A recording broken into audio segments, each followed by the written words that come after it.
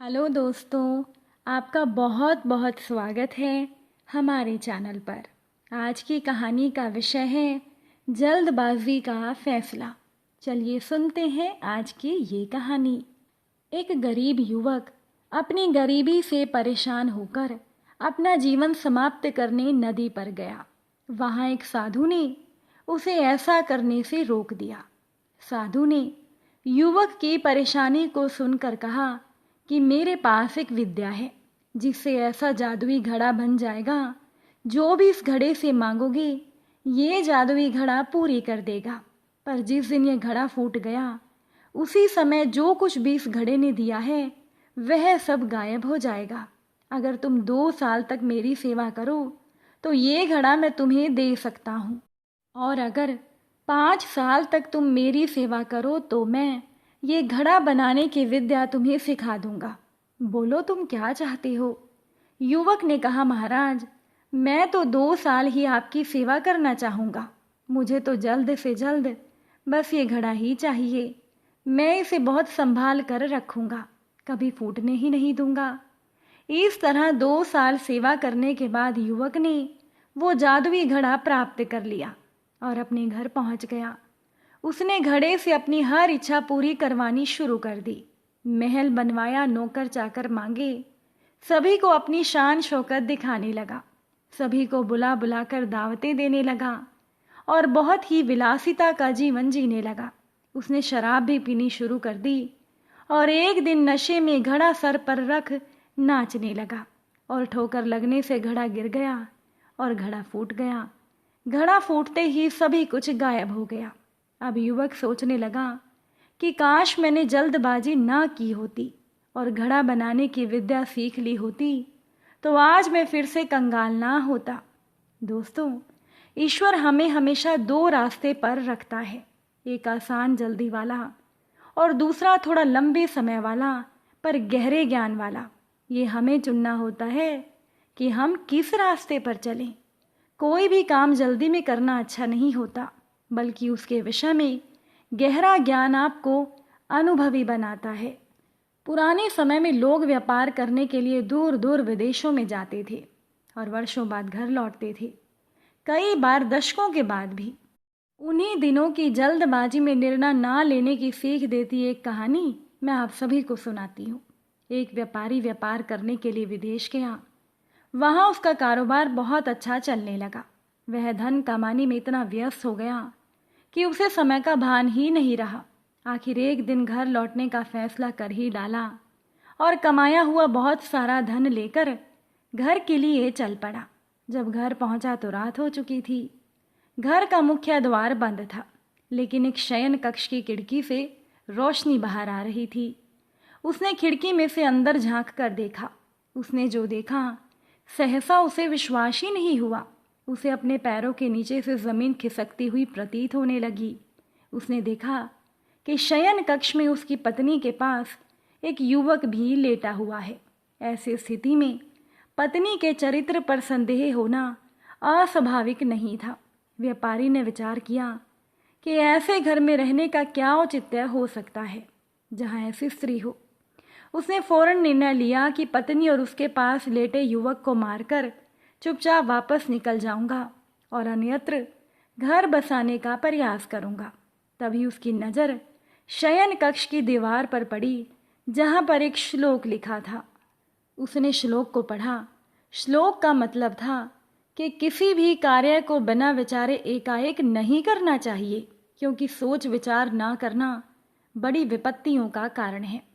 जितनी भी प्रकार की संपत्तियां हैं, सोच समझकर कार्य करने वाले व्यक्तियों के गुणों से आकर्षित होकर स्वयं ही उसके पास आ जाती हैं, उसे समृद्ध कर देती हैं।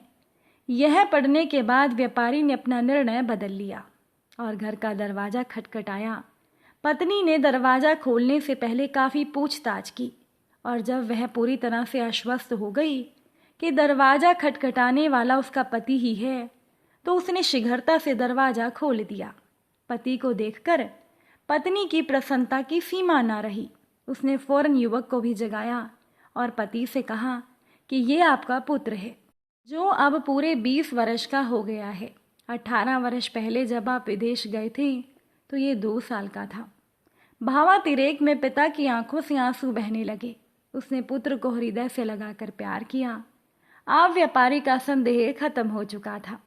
एक श्लोक के सार्थक संदेश ने न केवल उसे पुत्र हंता होने के पाप से बचा लिया, अपितु उसकी गृहस्थी भी उजड़ने से बच गई।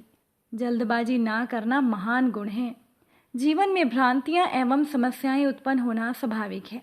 जब अचानक कोई भ्रांति उत्पन्न हो जाए अथवा समस्या आ खड़ी होती है तो हम घबरा जाते हैं और फौरन प्रतिक्रिया करते हैं। इससे कई बार समस्या सुधरने की बजाय और बिगड़ जाती है। अतः हमें कभी भी बिना पर्याप्त विमर्श किए कोई कार्य नहीं करना चाहिए।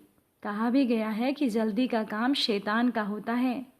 जिस प्रकार से रोग का उपचार करने के लिए उसका सही निदान अनिवार्य है, उसी तरह से कोई समस्या हो अथवा भ्रांति, उसे दूर करने के लिए भी पर्याप्त विचार विमर्श करना अत्यंत आवश्यक है।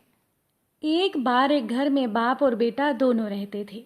परिवार में कोई औरत ना होने की वजह से वे खाना अधिक खुद ही तैयार करते थे। हर रोज खाना पकाने की दिक्कत से परेशान होकर बाप ने फैसला किया कि वह अपने बेटे की शादी करेगा। इसी प्रकार बाप ने अपने बेटे की शादी कर दी और अपने बेटे की बहू को घर ले आया। बेटे की बहू आ जाने से सब कुछ ठीक चलने लग गया था। कुछ वर्ष बाद अचानक बाप की तबीयत खराब हो गई और वे अत्यधिक बीमार हो गए। बहू रोजाना अपने ससुर को दवा दे देती और उनकी देखभाल करती, किंतु बाप की तबीयत वैसी की वैसी ही थी। इस रोजाना की देखभाल एवं दवा आदि देते देते बहू थक चुकी थी। दूसरी तरफ अब उनकी तबीयत अत्यधिक खराब हो चुकी थी। वह दिन भर खांसते रहते और अपनी बहू को दवा पानी के लिए कहते रहते। बेटे की बहू अपने पति से कहने लगी कि मेरी मानो तो आप अपने पिताजी को वृद्धाश्रम छोड़ आओ।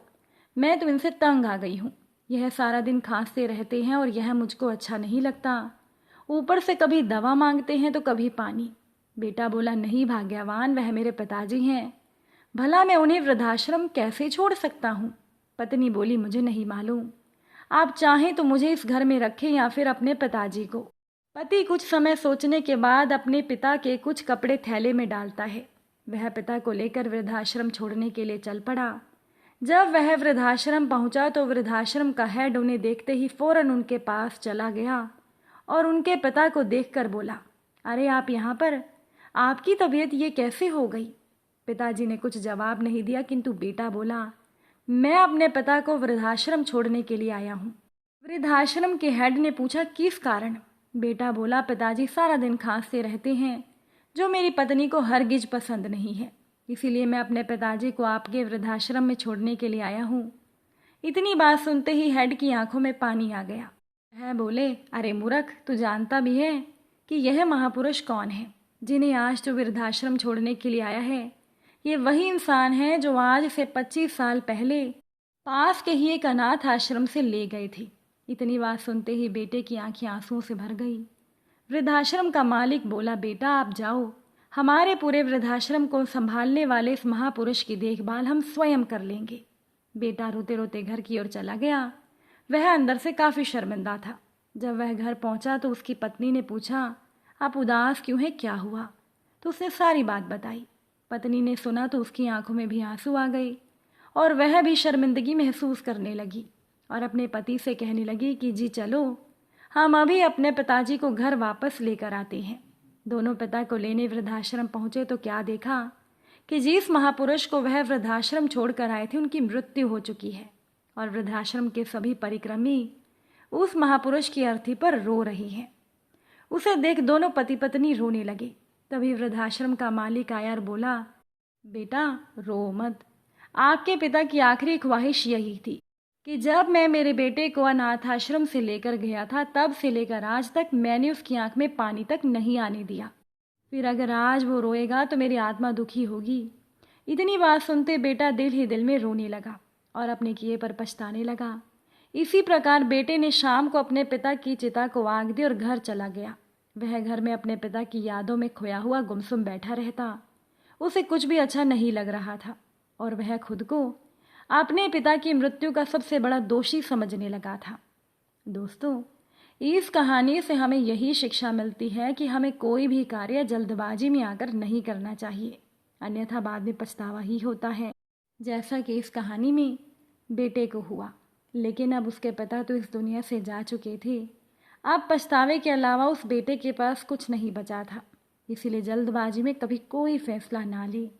अगर आज की ये कहानी आपको अच्छी लगी हो, वीडियो को लाइक और शेयर ज़रूर कीजिएगा। कहानी सुनने के लिए आप सभी का बहुत बहुत धन्यवाद।